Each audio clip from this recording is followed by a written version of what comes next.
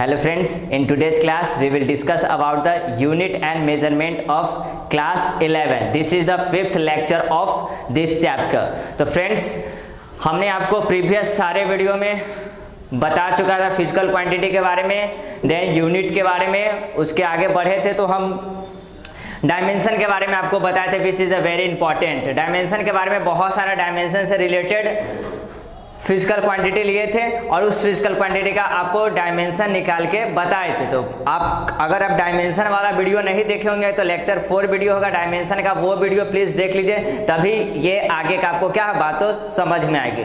तो previous video में हम लोगों ने बहुत सारा फिजिकल क्वांटिटी का डायमेंशन देखा था और उसमें हमने आपको बताया था कि अगर किसी भी फिजिकल क्वांटिटी का डायमेंशन निकालना हो तो which is a very important कि आपको उस फिजिकल क्वांटिटी का फॉर्मूला पता होना चाहिए। अगर फॉर्मूला नहीं पता होता है तो आपको अगर यूनिट भी पता है उस फिजिकल क्वांटिटी का, फिर भी आप डायमेंशन को फाइंड आउट कर सकते हो। डायमेंशन के बारे में बताए थे कि डायमेंशन क्या होता है, ये पावर होता है जो क्या होता है, जिसको एक फंडामेंटल जो हमारा क्वांटिटी होता है, मास लेंथ टाइम, बेसिकली इसके पावर के रूप में क्या आता है, हमारा डायमेंशन आता है, जिसमें हम क्या करते हैं, दूसरे यूनिट को एक्सप्रेस्ड करते हैं। ओके, तो उसमें हमने आपको बताया था 2 डायमेंशन जो बहुत ही इंपॉर्टेंट था। पहला था कि फोर्स का डायमेंशन आप याद रखिएगा क्योंकि आगे बहुत ज़्यादा आपको काम आने वाला है।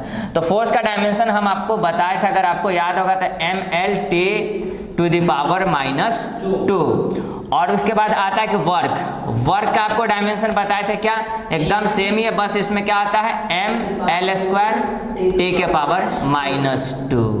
ये क्या था, वर्क का डायमेंशन, और ये रहा फोर्स का डायमेंशन। और जब हम आगे बढ़े थे, इसके आगे जब प्रोसीड किए तो देखे थे बहुत सारा ऐसा फॉर्मूला आ रहा था जिसमें हमको डायरेक्ट फोर्स या डायरेक्ट वर्क का डायमेंशन डालना हो रहा था। तो अगर आपको याद रहेगा तो बहुत आसान हो जाएगा आपको आगे के फिजिकल क्वांटिटी का डायमेंशन फाइंड आउट करना। तो चलिए आज के क्लास में उससे आगे का बात करते हैं, कुछ और बढ़िया सा फिजिकल क्वांटिटी का डायमेंशन निकालते हैं, जिससे कि कॉन्फिडेंस लेवल हम लोग का और क्या होगा, बूस्टअप होगा, कॉन्फिडेंस आएगा डायमेंशन निकालने का। तो नेक्स्ट हम बात करते हैं moment of inertia. Hopefully I think 18 तक हम प्रीवियस वीडियो में करवा चुके हैं, आज जो होगा सो मेरा 19 होगा। अगर नंबर इधर उधर होगा तो उसके लिए माफी चाहेंगे। मोमेंट ऑफ इनर्शिया, इनर्शिया आप लोग जानते ही होइएगा, जिसको आप लोगों ने पढ़ा होगा क्लास 9 में, जड़त्व। जो किसी भी क्या होता है, कोई भी वस्तु होता है उसका एक स्वाभाविक गुण होता है जड़त्व।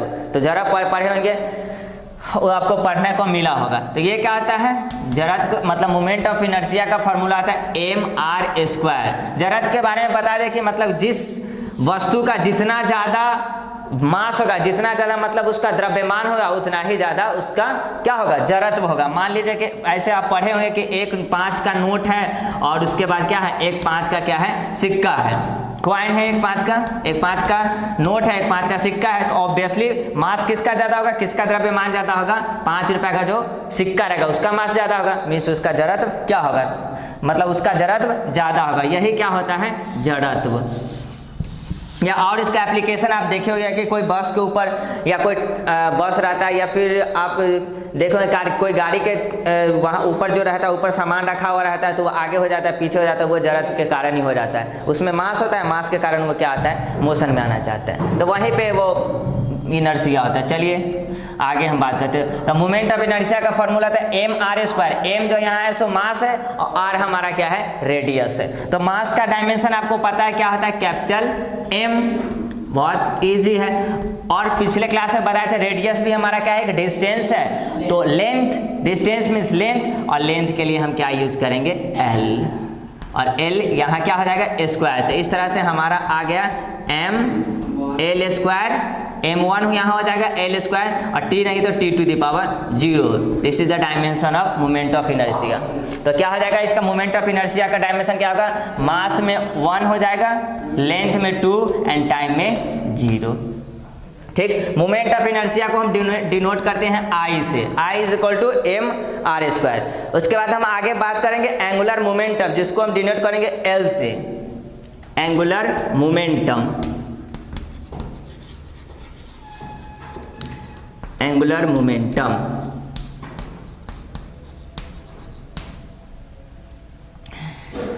एंगुलर मोमेंटम को हम एल से डिनोट करते हैं, L is equal to m v r sine theta. Angular जैसे कि मोमेंटम का आप पढ़े होंगे पी बराबर होता है ना एम वी, पी बराबर एम वी, उसी तरह से अब एंगुलर का बात वो लीनियर के लिए होता है, वो जो मोमेंटम वर्ड यूज करते हैं वो लीनियर के लिए होता है, और ये जो होता है मोमेंटम अभी जो हम बात कर रहे हैं सब एंगुलर चीज़ों के लिए हम लोग बात कर रहे हैं, एक सर्कुलर पाथ के लिए बात करें तो इसको डिनोट करेंगे एल से, और एल इज इक्वल टू क्या होगा m v r sine theta. तो चलिए एम यहाँ पे होता है m mass, v means velocity, r means radius, और साइन थीटा क्या है एक टी रेशियो है। तो बस ये एक इस थीटा के जगह पर अगर हम वैल्यू डालेंगे, कोई एंगल डालेंगे तो इससे हमको क्या मिलेगा, कोई ना कोई वैल्यू मिलेगा। साइन 30 का मान डालिएगा 1/2 मिलेगा। तो ये सब एक प्योर नंबर है, अब प्योर नंबर का डायमेंशन नहीं होता है, पहले ही आपको बता चुके हैं। तो मास के लिए m हो जाएगा, वेलोसिटी का अगर आपको याद होगा तो वेलोसिटी का डायमेंशन क्या होगा, वेलोसिटी इक्वल टू होता है displacement by time, means l displacement है तो मतलब l बाय t, और रेडियस के लिए हमारा क्या हो जाएगा डायमेंशन l हो जाएगा फिर से, और साइन थीटा एक प्योर वैल्यू देगा उसका कोई डायमेंशन नहीं होगा। तो इस तरह से हमारा हो गया m, l को l से मल्टीप्लाई करेंगे तो l स्क्वायर, और t के पावर 1 है तो इस पावर 1 को बाई के ऊपर ले जाएंगे तो -1 हो जाएगा। इस तरह से हम देखते हैं कि m के पावर 1, l के power 2 and t to the power -1, ये डायमेंशन आया हमारा क्या एंगुलर मोमेंटम का। उसके आगे हम बात करेंगे स्ट्रेस। स्ट्रेस मतलब ये सब अब सॉलिड में आपको पढ़ने को मिलेगा, स्ट्रेस आएगा, स्ट्रेन आएगा, ये सब हमको सॉलिड जब हम लोग पढ़ेंगे क्लास 11th में ही हम सॉलिड के बारे में पढ़ना है, उसमें हम लोग जानेंगे कि स्ट्रेस क्या होता है, स्ट्रेन क्या होता है, इस सब के बारे में। स्ट्रेस अगर आपको ऐसे ही हम समझने के लिए बता दिए तो आप जैसे प्रेशर जानते हो, क्या प्रेशर का फॉर्मूला क्या होता है, दाब बराबर बल बटा क्षेत्रफल आप पढ़े होंगे। मतलब किसी इकाई क्षेत्रफल पर जो फोर्स हम लगाते हैं वही हमारा क्या कहलाता है, प्रेशर कहलाता है। जैसे कि आप कील ले लिए हैं, कांटे को ले लिए हैं, कांटे को क्या कर रहे हैं, हैमर से फोर्स लगा रहे हैं, हथौड़े से फोर्स लगा रहे हैं, तो वहाँ क्या निकला है, एक प्रेशर लग रहा है, वहाँ एक प्रेशर जनरेट हो गया, वही प्रेशर। उसी से रिलेटेड ये एक टर्म लगभग सेम ही आता है, हमारा क्या होता है, स्ट्रेस होता है। स्ट्रेस का भी फॉर्मूला वही होता है, force by area. Stress is equal to होगा फोर्स, हम डायरेक्ट F लिख देते हैं, फोर्स बाय एरिया। आप समझ जाएंगे F for force, A for area. तो इसका डायमेंशन हम बता दें तो फोर्स का डायमेंशन हम आपको अभी थोड़ा देर पहले बताए हैं, ml t to the power -2, और एरिया है मीन्स 2 बार लेंथ को मल्टीप्लाई करना होगा इसमें, तो क्या हो जाएगा इसका l स्क्वायर, l के पावर 2। तो इस तरह से हमारा डायमेंशन आ जाएगा m, यहाँ देखिए l के पावर 1 है, ये l के पावर 2 है, तो ऊपर चला जाएगा तो ये -2 हो जाएगा। इधर हम आपको करके दिखा देते हैं अगर आपको कोई प्रॉब्लम है तो। देखिए ऊपर l है और नीचे l स्क्वायर है, ये सब बेसिक चीज़ है वैसे। तो यहाँ इसको लिख सकते हैं l के पावर 1, और ये जब ऊपर जाएगा तो ये क्या हो जाएगा, l के पावर -2। अगर सिंप्लीफाई करेंगे तो ये क्या होगा, ऐड करेंगे तो ये क्या हो जाएगा, l के पावर -1, -2 में से 1 जाएगा तो -1। हाँ ये भी कर सकते हैं, क्या करें, यहाँ 2 बार l लिख सकते हैं, एगो l से एगो l को कैंसिल आउट कर सकते हैं, ml के पावर -1 और t के पावर -2। ये हो गया हमारा डायमेंशन स्ट्रेस का। स्ट्रेस के बाद आता है स्ट्रेन। तो स्ट्रेन का फॉर्मूला होता है change in length bye original length. Stress के बाद आएगा हमारा स्ट्रेन। तो बताएं change in length, change in length मतलब अब ये भी हमको आपको चलिए रफली आइडिया दे देते हैं स्ट्रेन के बारे में। जैसे कि कोई स्प्रिंग है, अब स्प्रिंग का मान लीजिए कि पहले से कोई एगो लेंथ रहा होगा, पहले से कोई उसका एक लेंथ होगा, मान लीजिए 4 मीटर है, 5 मीटर है, ठीक। अब उसको एक पुल कीजिए, उसको खींचिए तो उसका लेंथ बढ़ेगा ना। तो बस जो उसका ओरिजिनल लेंथ है और उसको खींचने के बाद जो लेंथ आता है, ये दोनों का रेशियो ही क्या कहलाता है, स्ट्रेन कहलाता है। तो पहले ऊपर लिखेंगे चेंज इन लेंथ और by original length, original length. तो चेंज इन लेंथ के लिए यहाँ जब भी चेंज का बात होगा 11th क्लास में 12th क्लास में हम जब भी चेंज का बात करेंगे तो ये सूचित कर देंगे इसको क्या, डेल्टा से। ये डेल्टा है, पहले हम लोग ये साइन यूज करते थे कि ट्रायंगल के लिए, अभी यहाँ समझना है कि ये क्या है, डेल्टा है। तो क्या हो जाएगा delta L by L, change है तो इसीलिए डेल्टा यूज हुआ, delta L by L, change in length by original length. तो आप हमको जरा इसका बताइएगा कि चलिए जल्दी से वीडियो को पॉज करके इसका डायमेंशन कैलकुलेट कीजिए तो क्या होगा। लेंथ है, देखिए चेंज इन लेंथ है तो लेंथ ही ना, को कुछ भी चेंज करे है तो लेंथ ही। लेंथ का डायमेंशन क्या होता है, बहुत सिंपल है, कैपिटल एल होता है। और नीचे भी लेंथ है, इसका भी क्या हो जाएगा कैपिटल एल। तो इस तरह से क्या देखिए कैपिटल एल से कैपिटल एल कैंसिल आउट हो गया। तो ये यहाँ क्या आ गया, यहाँ तो कुछ नहीं हुआ, m के पावर 0, l के पावर भी 0, t के पावर 0, मीन्स इसका कोई डायमेंशन नहीं है। तो क्या समझ में आता है, अगर किसी भी फिजिकल क्वांटिटी का डायमेंशन नहीं होगा तो वैसे फिजिकल क्वांटिटी को बोलते हैं डायमेंशन लेस फिजिकल क्वांटिटी। याद रखिएगा ये कैसा क्वांटिटी होगा, डायमेंशन लेस फिजिकल क्वांटिटी। यहाँ लिख देते हैं, तो स्ट्रेन जो हमारा हो गया डायमेंशन लेस फिजिकल क्वांटिटी। याद रखिएगा अगर किसी फिजिकल क्वांटिटी का डायमेंशन नहीं होता तो उसको हम बोलते हैं dimension less physical quantity. Pure number का कोई डायमेंशन नहीं होता है, ये सारे बातों को ध्यान में रखिएगा। इसको बोलेंगे dimension less physical quantity, dimension less physical quantity.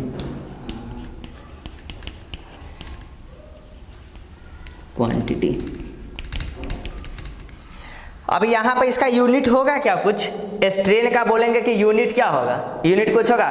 मान लीजिए कि लेंथ है, ऊपर भी लेंथ है नीचे भी लेंथ है, यूनिट अगर मीटर मीटर भी होगा तो दोनों क्या हो जाएगा कैंसिल आउट हो जाएगा। सेंटीमीटर सेंटीमीटर होगा तो दोनों फिर भी क्या हो जाएगा कैंसिल आउट हो जाएगा। इसका यूनिट भी नहीं है, ये यूनिट लेस भी है और क्या है ये डायमेंशन लेस भी है। कौन, स्ट्रेन। अगर आपसे पूछा जाए कि एक ऐसे फिजिकल क्वांटिटी का नाम बताइए जो यूनिट लेस भी है डायमेंशन लेस भी है, तो वो क्या है, आप शौक से बोलेगा स्ट्रेन।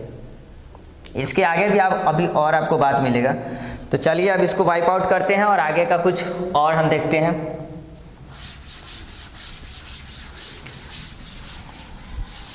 ये सब सारे टर्म आपको मिलेंगे किसमें, जब हम लोग सॉलिड पढ़ेंगे तो सॉलिड में हमको मिलेगा ये सब टर्म और ये सारे फॉर्मूला सब।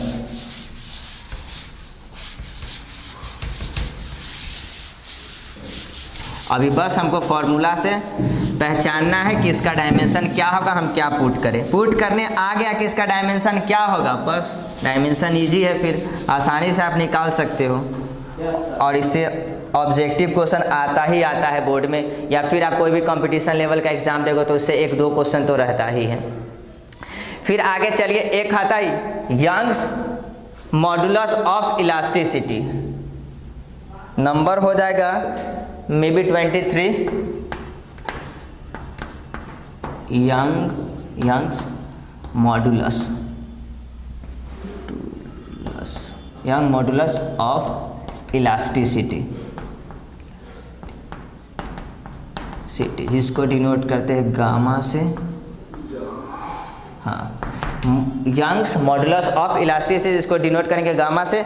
और इसका होता है formula stress by strain, stress by strain. तो आप हमको बताइएगा कि हम स्ट्रेस का आपको डायमेंशन अभी क्या निकाल के बताए थे, स्ट्रेस का डायमेंशन रिकॉल कीजिएगा अगर नहीं याद आ रहा था। स्ट्रेस का डायमेंशन आपको बताए हैं mL/T के पावर -2। आप देखें ना, स्ट्रेस का फॉर्मूला क्या बताए थे, force per unit area, force के लिए mL/T के पावर -2, एरिया के लिए L²। इसको ऊपर ले गया तो क्या आ गया था mL के पावर -1 और T के पावर -2, यही तो है ना। तो स्ट्रेस का तो हो गया mL के पावर -1 और T के पावर -2। और स्ट्रेन क्या है, डायमेंशन लेस फिजिकल क्वांटिटी है। मीन्स जो स्ट्रेस का डायमेंशन होगा वही डायमेंशन होगा यंग मॉडुलस ऑफ इलास्टिसिटी का डायमेंशन। याद रखिएगा दोनों का डायमेंशन सेम होगा। अब इसके आगे का कुछ बात करते हैं।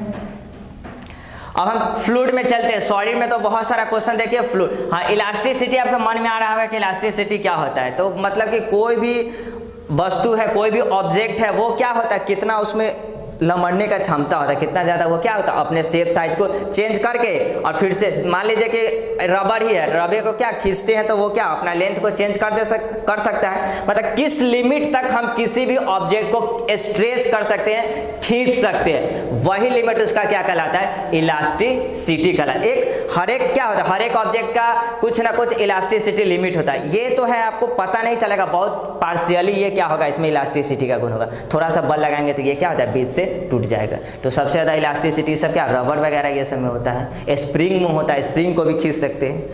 यही क्या आता है, इलास्टिसिटी है। तो होपफुली आपको ये बस हम थोड़ा सा झलक बता दें कि अंदर से अच्छा लगेगा, चलो थोड़ा बहुत तो जानते हैं इसके बारे में, पच जाए इसीलिए हम बता दिए।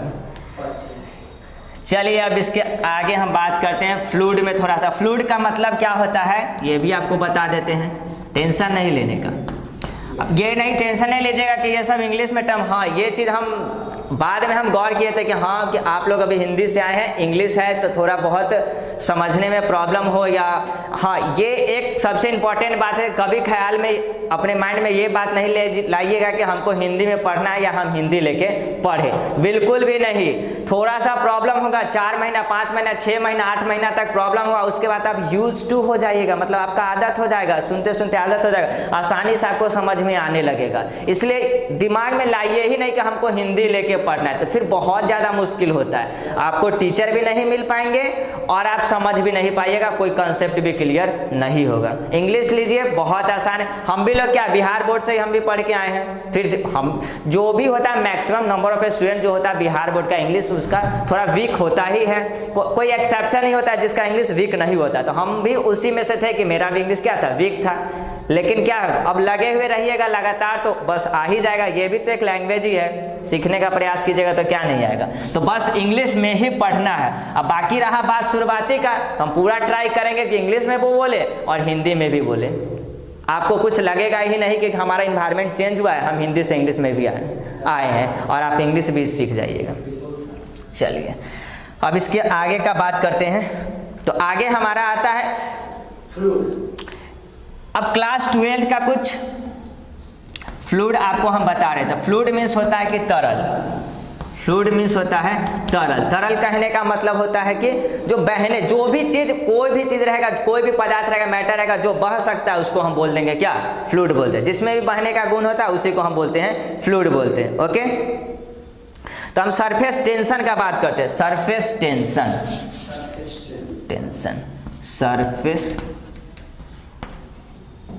सरफेस टेंशन, हाँ तो इसको हम टी से, कहीं कहीं पे लिखा रहेगा कि सरफेस टेंशन को टी से डिनोट करते हैं, या कहीं पे लिखा रहता है इसको एस से डिनोट करते हैं। सरफेस टेंशन को टी से भी डिनोट कर सकते हैं या फिर एस से भी डिनोट कर सकते हैं। इसका फॉर्मूला होता है force by length. Force by length पूरा लिख देते हैं, चलिए फोर्स बाय लेंथ, यही होता है इसका क्या फॉर्मूला।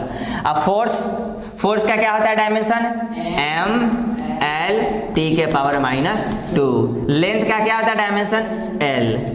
होपफुली अब आपको मजा आ रहा होगा इसमें। m l से l क्या हो जाएगा, कैंसिल आउट हो जाएगा। चलिए इसको कैंसिल आउट कीजिए, बचा क्या, l के पावर 0 कुछ नहीं है तो, और t के पावर -2, m l के power 0 t to the power -2 which is the dimension of surface tension. एकदम इजी है। चलिए अब इसके आगे का हम बात करते हैं।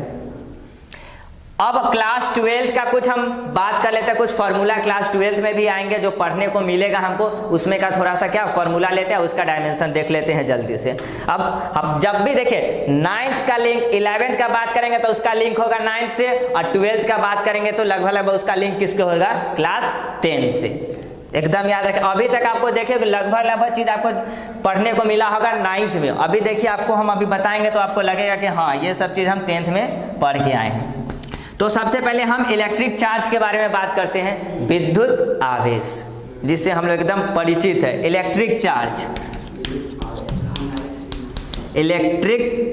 जिसको हम डिनोट करते हैं कैपिटल Q से। इलेक्ट्रिक चार्ज को हम डिनोट करते हैं कैपिटल Q से, और Q is equal to I t, मतलब विद्युत आवेश बराबर क्या होता है, विद्युत धारा, और गुने में क्या हो जाता है, समय हो जाता है। Q is equal to I t। तो यहाँ हम शौक से लिख देंगे क्या, Q is equal to I T. अब चलिए अब हमको बताइएगा कि I का डायमेंशन क्या होगा। I क्या है, करंट है, करंट है तो करंट के लिए हम क्या बताएं, डायमेंशन A। ये भी एक फंडामेंटल क्वांटिटी है, इसका डायमेंशन क्या हो जाएगा, A। गुड। और टाइम का क्या हो जाएगा, T। बहुत सिंपल है। तो इस तरह से हमको देखेंगे तो क्या हो जाएगा, m के पावर 0, l के पावर 0 और फिर a के पावर 1 और t के पावर 1। ये हो गया मेरा डायमेंशन। फ्रेंड्स अगर चाहोगे आप तो ऐसे भी लिख सकते हो कि सर पहले से लिखते थे m l t करके लिखते थे, तो ऐसे नहीं लिख सकते। हाँ लिख सकते, काहे नहीं, m के पावर 0, l के पावर 0, t के पावर 1 और लास्ट में a लिख सकते हैं, कोई प्रॉब्लम नहीं है। आपको जैसे अच्छा लग रहा है, जो आपका दिल मान रहा है वैसे आप लिख लीजिए, दोनों तरीका सेम है। मल्टीप्लाई में है, आगे लिखे पीछे लिखे क्या फर्क पड़ता है। चलिए तो ये होगा हमारा इलेक्ट्रिक चार्ज का डायमेंशन, m की पावर 0, l के पावर 0, a का पावर 1, t का पावर 1। तो मास में लेंथ में कोई डायमेंशन नहीं होता है, लेकिन करंट, ये A से एरिया नहीं समझिएगा, A से यहाँ क्या है, करंट का यहाँ बात हो रहा है, तो करंट का वहाँ करंट में I हो जाएगा, मतलब इलेक्ट्रिसिटी में I हो जाएगा और टेम्परेचर में क्या हो जाएगा, सॉरी टाइम में क्या हो जाएगा, 1 हो जाएगा। इसका डायमेंशन 0 0 1 1, ये हो जाएगा इसका क्या, इलेक्ट्रिक चार्ज का डायमेंशन। अब उसके बाद पोटेंशियल, इलेक्ट्रिक पोटेंशियल का नाम सुने होंगे क्लास, आप बता दें जैसे विभव विभवांतर आप सुने होइएगा, वही विभव विभवांतर का पोटेंशियल का बात करते हैं। इलेक्ट्रिक पोटेंशियल,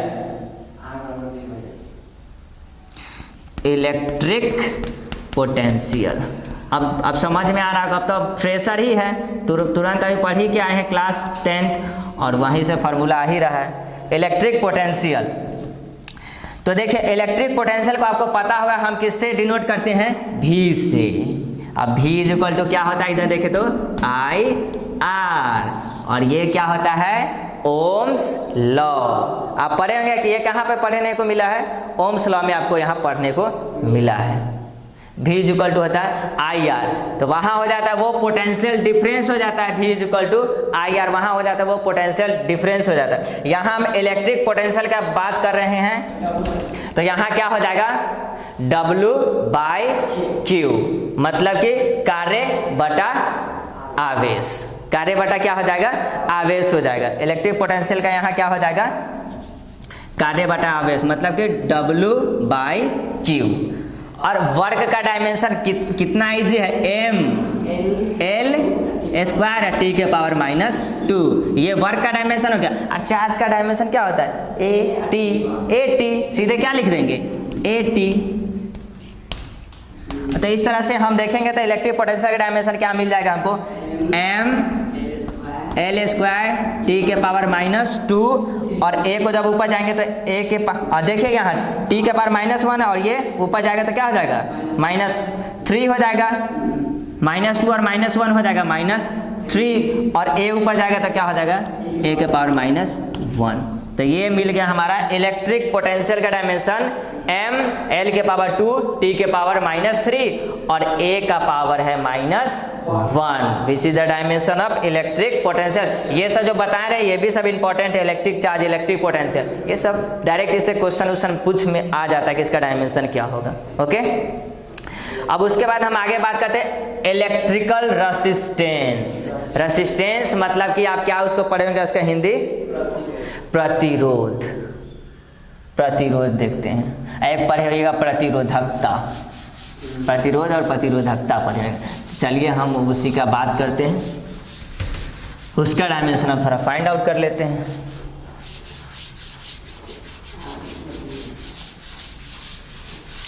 उसके बाद आप क्या कीजिएगा, अगर 11th का बुक आप लोग अगर ले लिए होंगे किसी से तो बस निकालिएगा, फर्स्ट चैप्टर के बाद होगा सेकंड चैप्टर, उसमें डायमेंशन दिया होगा, जो भी क्वेश्चन होगा उसका सॉल्व करना स्टार्ट कर दीजिएगा। होपफुली कोई क्वेश्चन आपका नहीं फंसेगा, अगर फंसता है तो कमेंट में बता दीजिएगा, उसका हम सॉल्व कमेंट में आप बता दीजिएगा, हम क्लास लेने आएंगे तो बस नेक्स्ट वीडियो में आपको हम सॉल्व करके दिखा देंगे अगर कोई प्रॉब्लम हो रहा है तो, बाकी तो ऑफलाइन वीडियो में मिलेंगे ही। अब आगे हम बात करते हैं किस चीज़ का, इलेक्ट्रिक रेसिस्टेंस का बात करते हैं, इलेक्ट्रिकल रेसिस्टेंस। ये नंबर यही मेरे में आप कह लो कि स्मरण शक्ति कम है या जो है, हमको नंबर याद नहीं रहता कि हम नंबर कितना दिए, तो मे बी ये 27 होगा। अगर फिर से हम बोल रहे हैं कि अगर नंबर में इधर उधर हो जाए तो इसके लिए सॉरी। इलेक्ट्रिकल रेसिस्टेंस, रेसिस्टेंस बस इसको डिनोट किससे किया जाएगा, आर से डिनोट होगा। रेसिस्टेंस है तो आर से, जैसे कि ओम्स लॉ से क्या होता है, V equal to I R, तो आर बराबर क्या हो जाएगा, V बाई आई, बस यही इसका फॉर्मूला होगा। तो यहाँ हो जाएगा चेंज इन पोटेंशियल, यहाँ जो हम बोलेंगे change in potential, change in क्या हो जाएगा यहाँ, पोटेंशियल। चेंज इन वोल्टेज भी बोल सकते हैं, V मतलब वोल्टेज भी होता है, तो यहाँ हो जाएगा चेंज इन वोल्टेज। अब बाई में क्या आया था बताइए, आई आया था, बाई में क्या आया था, आई आया था, है टाइम। तो वोल्टेज का अब आया बात कि वोल्टेज का डायमेंशन क्या होता है। हम पहले आपको अभी थोड़ा देर पहले निकाल के दिखाए थे, इलेक्ट्रिक पोटेंशियल का डायमेंशन क्या आपको निकाल के दिखाए थे, m डू टी के पावर -3 और a के पावर -1, ये आपको दिखा दिए थे v का, और i का क्या हो जाएगा, a हो जाएगा।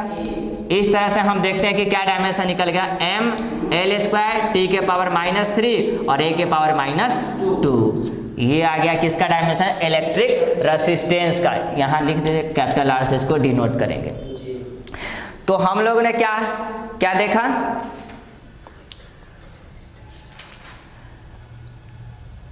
यहाँ पर हमने देखा क्या कि 11th-12th में जो भी चीज़ अभी आपको बताए थे, जो भी फॉर्मूला बताए थे वो लगभग आपको पहले से पता ही था।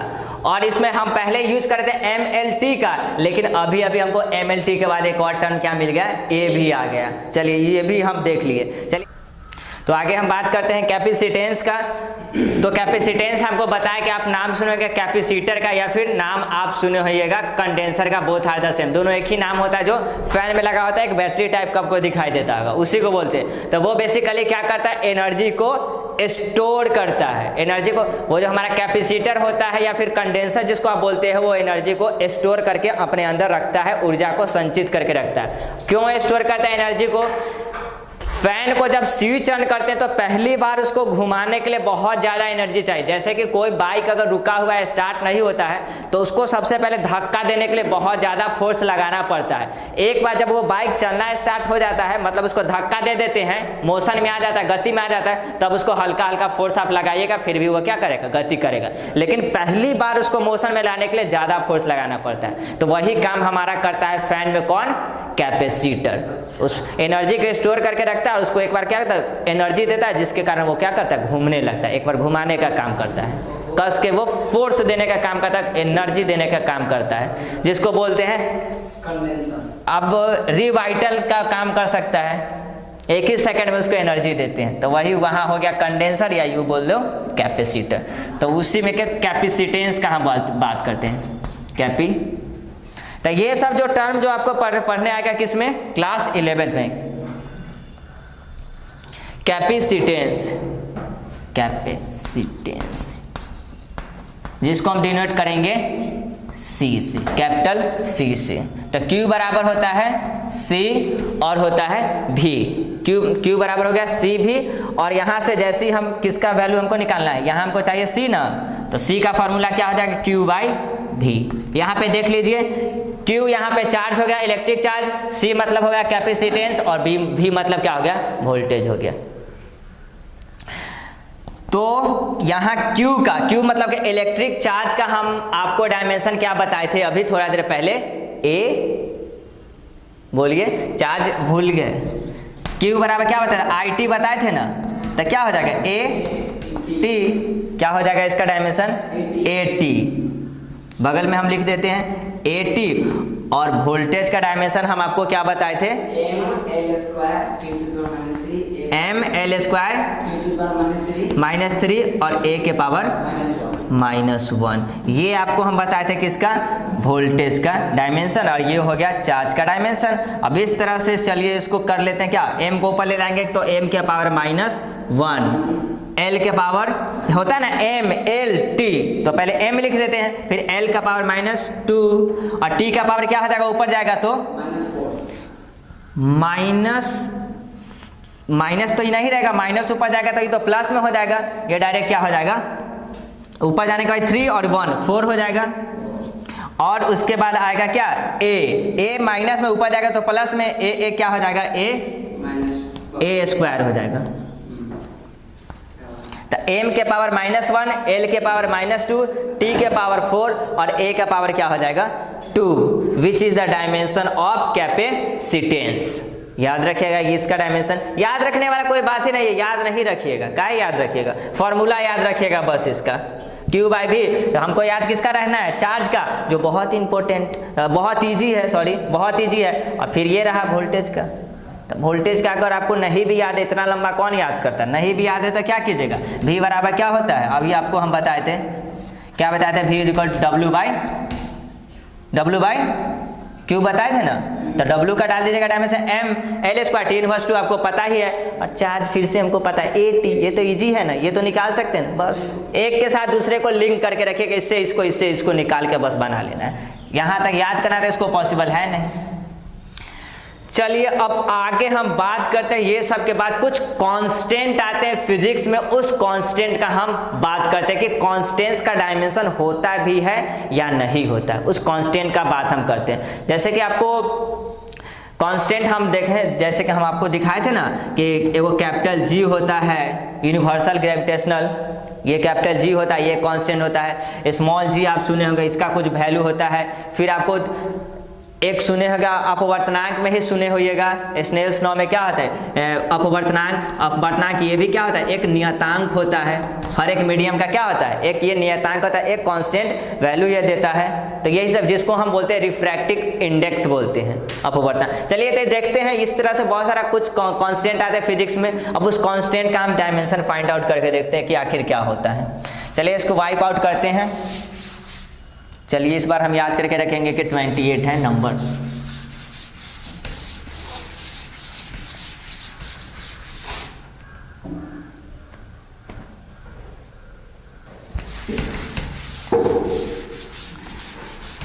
अगर आप क्या हो गए, बोर हो जाते होइएगा वीडियो में, तो चलिए वीडियो को 2-3 बार करके देखिएगा। और हाँ, मोस्ट इंपॉर्टेंट बात यह है कि जब भी वीडियो देखने के लिए बैठिएगा तो ऐसे सो के या बैठ के या किसी तरह से नहीं बैठिएगा, बुक कॉपी आपके साथ होना चाहिए वीडियो देखते समय, और प्लस में क्या चाहिए, पेन चाहिए, और दिमाग भी चाहिए कि वहाँ पे कंसंट्रेट, मतलब दिमाग वो नहीं कि नहीं है, मतलब कि कंसंट्रेट माइंड होना चाहिए। कहाँ पे, वीडियो पे कंसंट्रेट होना चाहिए, नहीं हंस रहा है, खेल रहे, इधर भी देख रहे हैं, उधर भी देख रहे हैं, अब वीडियो भी देख रहे हैं, तब उससे मजा नहीं आएगा। कॉपी पेन प्लस में कंसंट्रेशन, ये भी इंपॉर्टेंट है। कॉपी पेन प्लस कंसंट्रेशन, याद रखिएगा, ये फार्मूला भी याद रखिएगा। और हाँ, एक और इन्वायरमेंट भी आप देख लीजिएगा, जहाँ पे हल्ला ये सब होते रहेगा वहाँ से थोड़ा हट ही के रहिएगा। चलिए अब ज़्यादा हम ज्ञान नहीं बांटते हैं और पढ़ाते हैं, नहीं तो सही नहीं है। चलिए अब उसके आगे हम बोलते हैं कुछ कांस्टेंट का हम बात करते हैं, डायमेंशन ऑफ सम कांस्टेंट।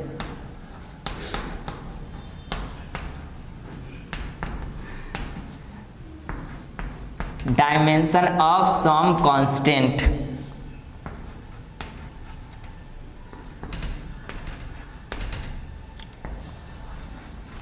सबसे पहला कांस्टेंट का हम बात करेंगे रिफ्रैक्टिव इंडेक्स, जो अभी आपको हम बताए थे, refractive index.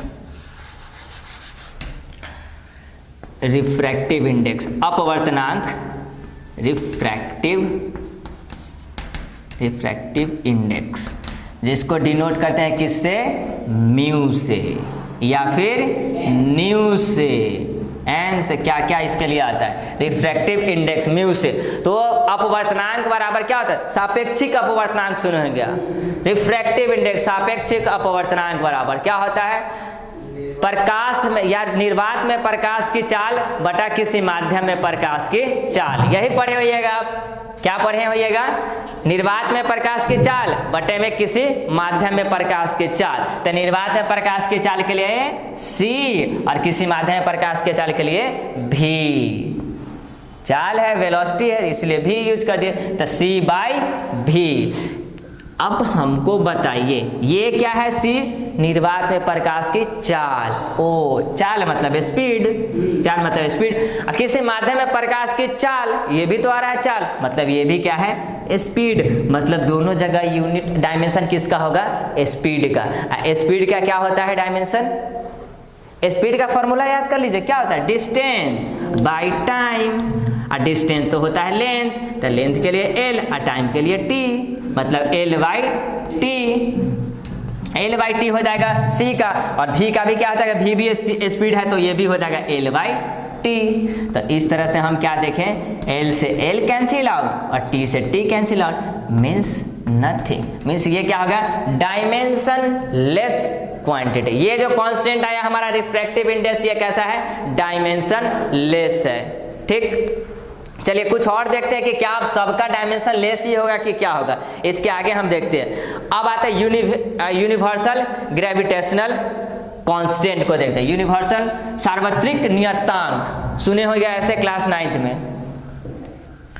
Universal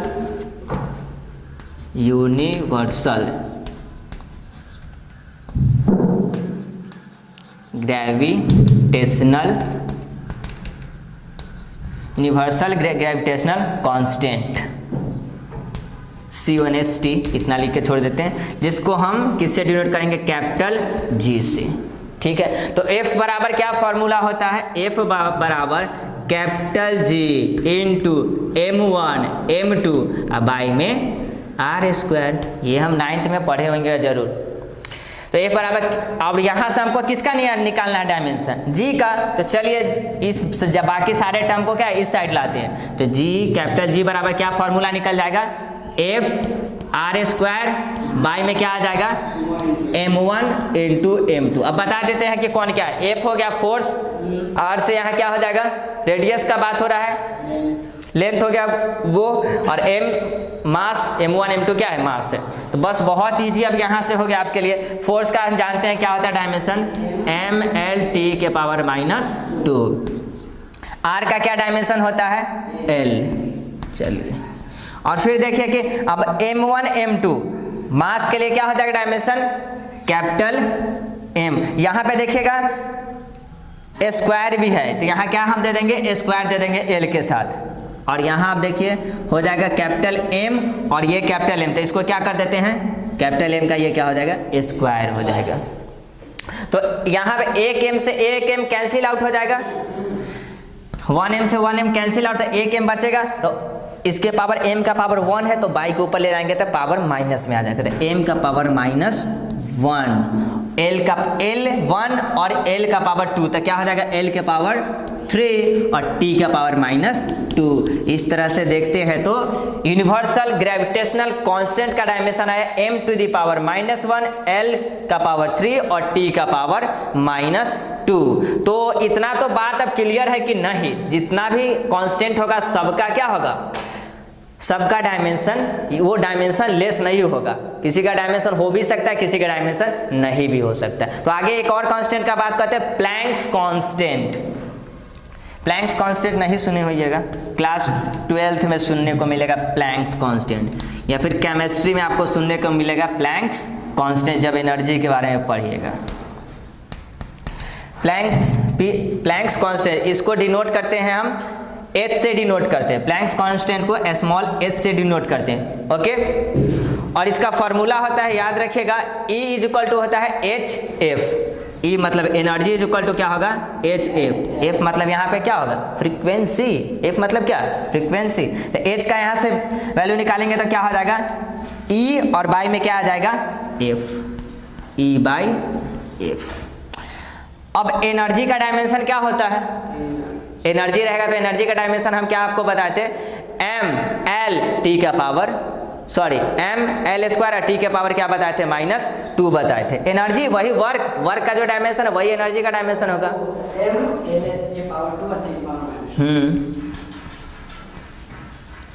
kinetic energy, potential energy, बहुत सारे एनर्जी बताए थे ना। हम बोले कि कोई भी एनर्जी रहेगा लगभग जो आप जानते हैं सबका क्या होगा डायमेंशन ml² t के पावर -2। अब इसका बताए कि फ्रीक्वेंसी का क्या होगा। फ्रीक्वेंसी का डायमेंशन हम लोग क्या लिखेंगे, तो फ्रीक्वेंसी का डायमेंशन अगर आपको याद होगा तो फ्रीक्वेंसी का डायमेंशन यहाँ हो जाएगा क्या, t का पावर -1, क्योंकि हम आपको फॉर्मूला बताए होंगे कि फ्रीक्वेंसी बराबर था 1/टाइम, 1 समय, यही तो फ्रीक्वेंसी होता है। तो टाइम क्या होता है कैपिटल T, और कैपिटल T का ऊपर ले जाएंगे तो t का पावर -1, यही हो गया फ्रीक्वेंसी का डायमेंशन। तो फ्रीक्वेंसी का डायमेंशन यहाँ क्या डाल देंगे, t का पावर -1। चलिए आपका काम भी हम ही कर रहे हैं। तो चलिए इसको तो आप यहाँ से कैलकुलेट कर लीजिएगा, क्या डायमेंशन निकल जाएगा m के पावर 1, l का पावर 2, और ये जब ऊपर चला जाएगा तो क्या हो जाएगा t का पावर -1। ये आ जाएगा प्लैंक्स कांस्टेंट का डायमेंशन। उसके बाद अगला कांस्टेंट होता है बोल्ट्जमैन कांस्टेंट। बोल्ट्जमैन कांस्टेंट देखते हैं।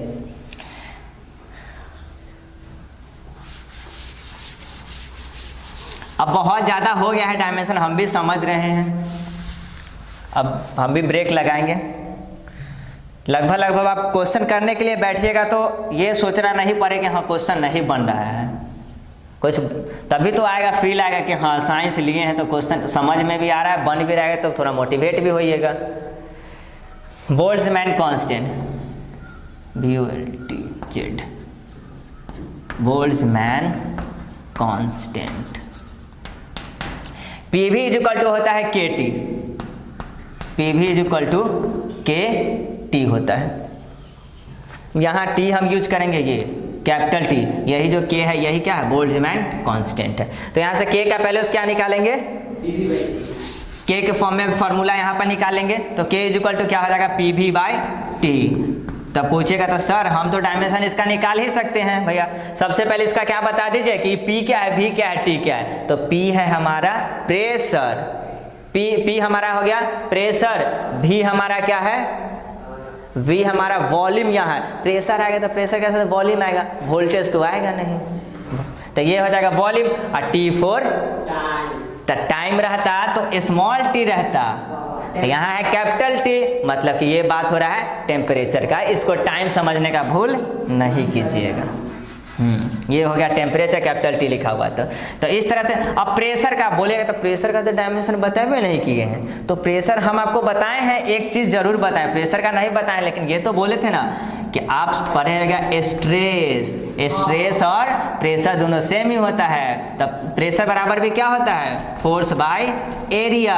फोर्स का क्या होता है ml² ml t के पावर -2, और एरिया का क्या होता है l², ऊपर ले जाएगा तो क्या आ जाएगा ml के पावर -1 और t के पावर -2। आ गया कि नहीं आ गया, तो ये तो हम आपको बताए ही थे।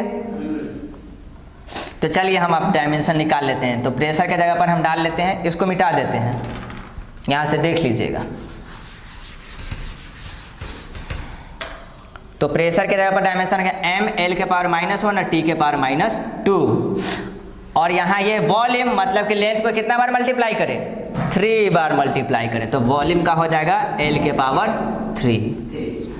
अब बताइए कि टेम्परेचर का क्या होगा, टेम्परेचर का डायमेंशन क्या होगा। तो टेम्परेचर का डायमेंशन हम बताए थे कि थीटा भी डाल सकते हैं या फिर टी भी डाल सकते हैं। तो चलिए हम डाल देते हैं थीटा, टी तो हम डाल रहे हैं इस टाइम के लिए, तो इसके लिए हम क्या डाल देते हैं थीटा डाल देते हैं। तो बटा में क्या हो जाएगा, यही तो सॉरी उधर हम चले गए, विषय से हम विषयांतर हो रहे हैं, टी है यहाँ हो जाएगा थीटा हो जाएगा। तो इस तरह से इसका डायमेंशन निकालेंगे तो क्या हो जाएगा ml के पावर, यहाँ देखिए अब इसके साथ अब इसको ऐड कीजिएगा तो l के पावर हो जाएगा 2, और t के पावर -2 और थीटा के ऊपर जाएगा तो थीटा के पावर -1। चलिए कम से कम आपको टेम्परेचर वाला भी तो एक क्वेश्चन करवा दिए तो मास हो गया, लेंथ हो गया, टाइम हो गया, करंट भी आ गया और टेम्परेचर भी आ गया। अब क्या चाहिए? लगभग सारे चीज़ को हमने टच कर लिया है। तो इस तरह से डायमेंशन जितना होना था, जो भी नॉर्मल था आपको बुक में मिलेगा उतना डायमेंशन हम करवा लिए हैं। ठीक, तो आपको क्या करना है, सारे डायमेंशन को एक कॉपी में लिख लेना है, फिर फॉर्मूला देखिए और डायमेंशन खुद से सॉल्व करने का प्रयास कीजिए। बुक भी ले लीजिए, बुक से भी क्या है अब तो धुआं उड़ा दीजिएगा पूरा डायमेंशन को, इतना उम्मीद है। फिर भी अगर दिक्कत होता है, कहीं भी अगर कोई भी त्रुटि हो गया, कहीं समझ में नहीं आया, हो सकता है कि आपको समझ में नहीं आया होगा, कमेंट में जरूर हमें बताएं। चलिए अब इसके बारे में आगे फिर से लेक्चर को कंटिन्यू करते हैं और जानते हैं थोड़ा और डायमेंशन के बारे में। तो कांस्टेंट का तो देख ले, किसी कांस्टेंट का डायमेंशन हो भी सकता है, किसी का नहीं भी हो सकता है। जिसका डायमेंशन नहीं होगा उसको बोलेंगे डायमेंशन लेस क्वांटिटी। अब हम आपको बताए थे एक सप्लीमेंट्री क्वांटिटी का डायमेंशन अभी तक हम फाइंड आउट नहीं किए थे। उसमें बताए थे प्लेन एंगल और सॉलिड एंगल। तब कहाँ गया भैया इसका डायमेंशन, अब ये तो बताइए। तो चलिए देखते हैं सॉलिड एंगल और प्लेन एंगल।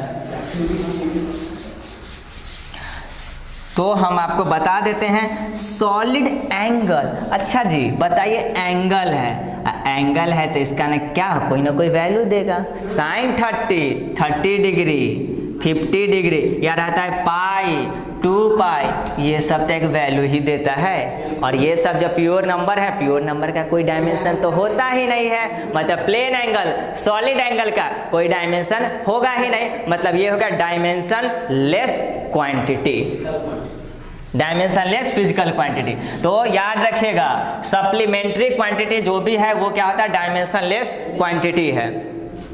एक चीज आप यहाँ पे गौर कीजिएगा, सप्लीमेंट्री क्वांटिटी और भी आपको मिला था ना डायमेंशन लेस क्वांटिटी, आपको बताए थे रिफ्रैक्टिव इंडेक्स बताए थे। रिफ्रैक्टिव इंडेक्स में आपको बताया था कि ये क्या होता है, ये डायमेंशन लेस क्वांटिटी होता है। एक उसके तो रिफ्रैक्टिव इंडेक्स में क्या आया था, ऊपर भी स्पीड था और नीचे भी क्या आया था, स्पीड ही आया था। तो इसका यूनिट भी तो कुछ नहीं होगा, इसका यूनिट कुछ होगा। इसका अगर मीटर पर सेकंड होगा तो मीटर पर सेकंड से मीटर पर सेकंड दोनों जगह क्या होगा, कट जाएगा, दोनों जगह तो स्पीड है। फिर एक आपको हम बताए थे स्ट्रेन का हम क्या बताए थे कि change in length bye original length है, तो दोनों जगह लेंथ थी, तो यहाँ भी इसका यूनिट कैंसिल आउट हो जाएगा। मतलब हम क्या बता रहे हैं, बोले क्या बकबक समझा रहा है, देखिए हम काहे इसको बता रहे हैं। यहाँ भी यूनिट कैंसिल आउट हो गया, मतलब इसका यूनिट भी नहीं है और ये डायमेंशन लेस है, डायमेंशन भी नहीं है। स्ट्रेन में भी क्या है, यूनिट भी नहीं है, डायमेंशन भी नहीं है। लेकिन प्लेन एंगल सॉलिड एंगल का यूनिट होता है। प्लेन एंगल का क्या डायमेंशन होता है, रेडियन। प्लेन एंगल का क्या हम बताए थे, रेडियन। और सॉलिड एंगल के लिए हम आपको बताए थे स्टेरेडियन।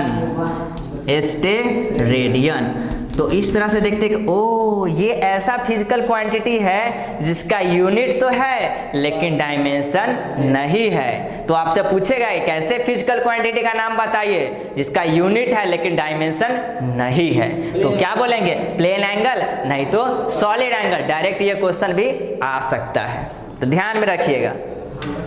होने का तो बहुत सारा हो सकता है लेकिन सब नहीं होगा, क्या कि सबका यूनिट भी नहीं होता है। अब एक क्वेश्चन आपके लिए हम छोड़ते हैं, होपफुली आप बताइएगा, ऐसा उम्मीद करते हैं। अब बताइए कि ऐसा कोई फिजिकल क्वांटिटी होगा, क्वेश्चन आपको बताना है कि ऐसा फिजिकल क्वांटिटी हो सकता है जिसका यूनिट नहीं हो लेकिन डायमेंशन हो। यूनिट नहीं हो, उसका यूनिट कुछ नहीं है, उसके पास यूनिट नहीं हो लेकिन डायमेंशन हो, ऐसा हो सकता है या नहीं हो सकता है। यूनिट ना हो और डायमेंशन क्या हो। तो हम आपको क्या बताए हैं, फिजिकल क्वांटिटी तभी हो सकता है जब उसका क्या होगा, मेजर हम कर सकते हैं और उसको क्या होता है, यूनिट भी हो सकता है। यूनिट फिजिकल क्वांटिटी मतलब कि उसको मेजर कर सकते हैं, मेजर करने का मतलब उसका यूनिट होगा।